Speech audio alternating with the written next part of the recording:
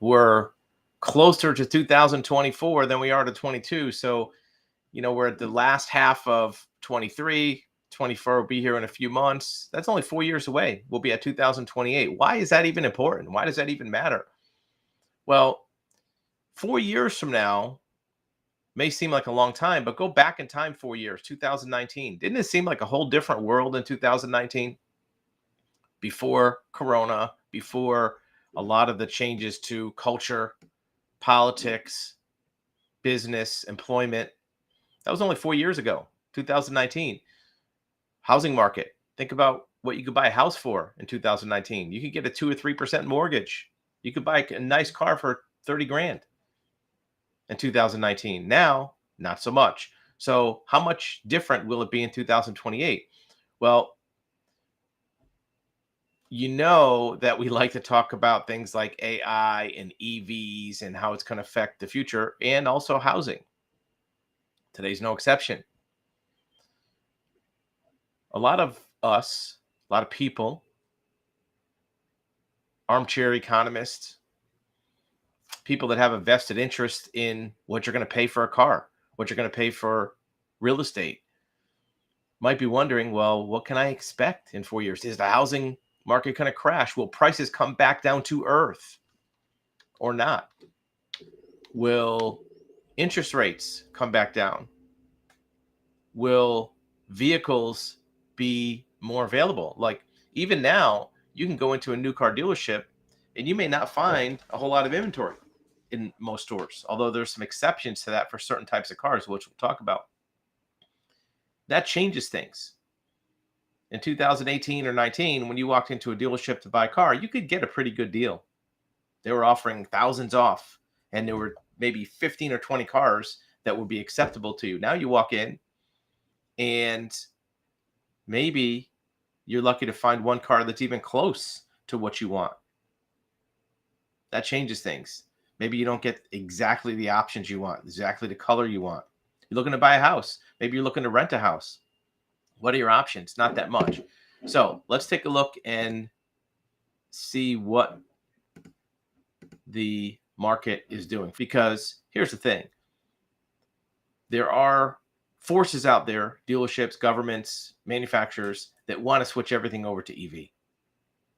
They're building EVs. They put incentives on EVs. They're banning gasoline cars in some cases.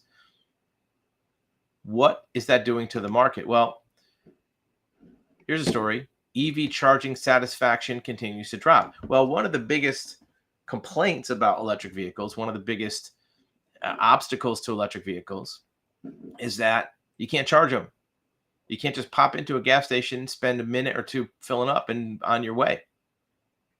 You got to find a plug. You got to pull into a parking lot. You got to make sure it's working, which some surveys have said 30 to 35% of them don't even work, the electric chargers. You got to sit there for hours sometimes to get a full charge just to get to where you're going. Is that getting any better? Well, apparently not. According to Automotive News, industry leaders should be concerned because satisfaction with public charging fell to its lowest level recorded. Electric vehicle adoption increases, but we talked about that yesterday where it leveled off. It's not going up anymore. Less people are buying them. Consumers are reluctant to buy an EV, worry about charging not being available. Poor charger performance could be another hindrance. Well, that's happening, right? Right when they're trying to make more electric vehicle adoption happen, the chargers aren't working any better. What is that doing to inventory? There's an oversupply of EVs versus gas cars at dealerships. This is what we talked about. If you're looking to buy an EV, there's tons of them at dealerships, months and months and months. Auto dealers are sitting on way more electric cars than they are gas cars. Having more inventory means more test drive opportunities. I'm sure that dealerships care less about test drives as they are of purchases, like taking it home drive. That's the drive that dealerships want to have. Test drive is great, but doesn't make you any money just to test drive cars. There are double the amount of EVs compared to gas cars at dealerships. It may solve problems with car shopping, that's only if somebody wants that car, right? Even gasoline cars, if you have a bunch of cars on a lot that nobody wants, maybe the wrong color, maybe the wrong model, it doesn't help you at all. Good news for buyers hoping to test drive an EV before buying. Well, yeah, that's assuming that you want to buy them. The jury is out right now on what's going to happen with all this inventory. Well, EV sales are not going up to the extent inventory is going up. That kind of answers the question right there. The sales aren't going up. Making it worse is this piece. Now, granted, this source, Hot Air, is biased, right? They have a point of view. Is it time to ban electric vehicles? Why would you want to ban them? Just because they're not selling? No, because fire departments are reporting that there's a lot of fires on batteries, both for electric scooters, for vehicles. The New York Fire Department commissioner said there is not a small amount of fire. It's literally explodes. Very difficult to extinguish, particularly dangerous. That doesn't sound like it's vague at all. That sounds like it's pretty clear what the fire commissioner thinks about all this. E-bikes, EVs, and other devices.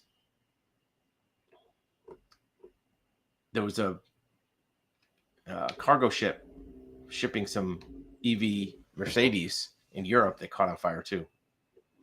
So there's the EV story. There's the EV story. What about the financial side of vehicles? Well, vehicles are expensive. Maybe 5 years ago, you could buy a nice car for $30,000. Now the average price is almost $50,000. With interest rates, that puts your payment at $1,000. What is that doing to people's budgets? Well, I'll tell you what it's doing. It is making it tough. Gen Zers and millennials have car payments exceeding their house payments. Stressful, but they need a car. There's an old saying in the car business that when somebody says, "Oh my God, the payment's too much. It's, more than my rent." The car salesman says, "Yeah, but you can sleep in your car, but you can't drive your house." It's a joke, but that's what's happening now. Record share of Americans are having car payments of $1,000. Car payments exceed housing as a big expense for some millennials. Paying more for their cars and housing.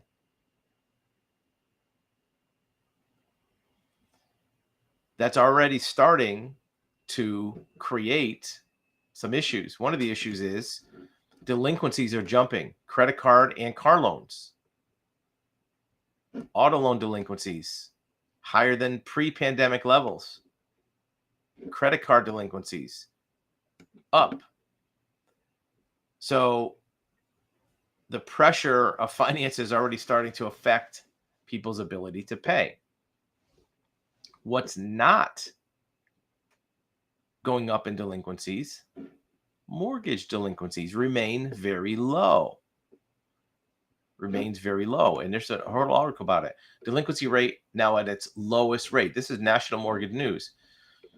Share of outstanding mortgages with a missed payment is 3.3%. Percentage expect a drop. So mortgage delinquencies are going down. The second lowest since 1979 when they first started reporting the data. So what does that mean? That means that people are figuring out a way to pay their house payment. Why is that? Well, most people have a low interest rate. Most people have a 3% or 2% or 4% mortgage because they either bought their house before 2019 or they refinanced it.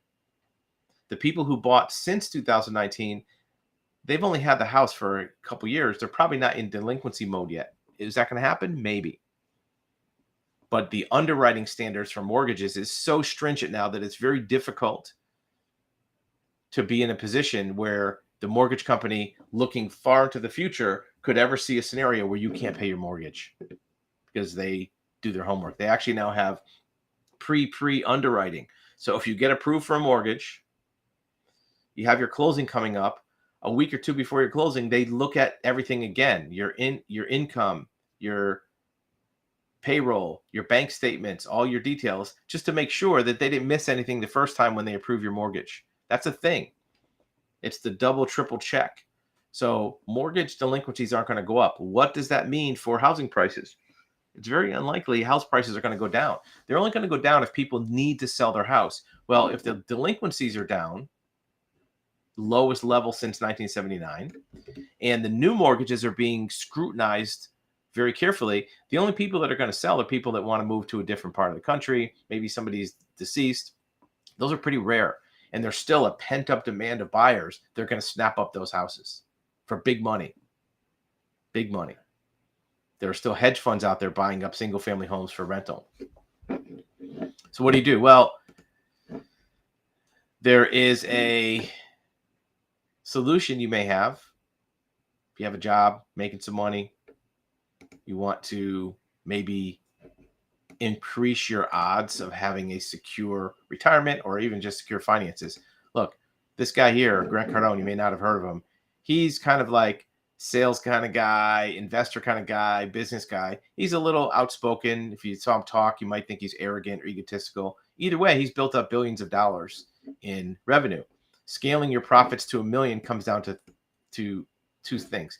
The guy's not humble at all. You see him in his jet. He's always got his shades on. He's cocky. Like him or not, he's done some great things with business development. As a business owner, it can be difficult to break even, let alone scale your profits. And he talks about how to do the 10X rule. Scaling your business to $1 million comes down to two things. You really have to want it. So if you have a side gig where you're, building little art pieces for somebody, or maybe you're doing some programming, maybe you're doing something else, and you want to build your business big to $1 million, it's doable. Any business, look, you can sell paper clips and make $1 million. You have to really want it. And the most important thing is you have to do the math. We've talked about this many times on this channel, how to do the math to make it work. Look, $1 million a year is only $3,000 a day, roughly. How do you sell $3,000 a day? If you sell something for 1,000, you got to sell 3 a day. If you sell something for 100, you got to sell 30 a day. Just do the math. And then you can back into that math. If, for example, you sell something for $100 and you got to sell 30 a day, how many are you selling now? If you're selling 3 a day now, that means you have to sell 10 times as much. That means you need 10 times as many phone calls, 10 times as many customer inquiries, right? Just do the math. It's simple. And then you have to execute the work to get there. I said simple, not easy. But if you do want to be able to not be in a position where can't afford your car, want to buy a house, you're not going to be able to probably get there just from your primary job paycheck. You can't paycheck your way to richness, probably.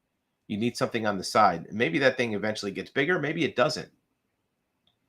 But that side thing, even if it starts out a few $100s a month, like Grant Cardone said, you can do the math. You can double $200 a month. If you have 0 a month, you can't double 0. It's still 0. So do something small. Start early. If you want to build little, dog art, if you want to sell stickers, anything you can do and make a lot of money if you do the math on making it big. It's not easy, but it's simple. The simple part is just do the math, figuring out how many you have to sell.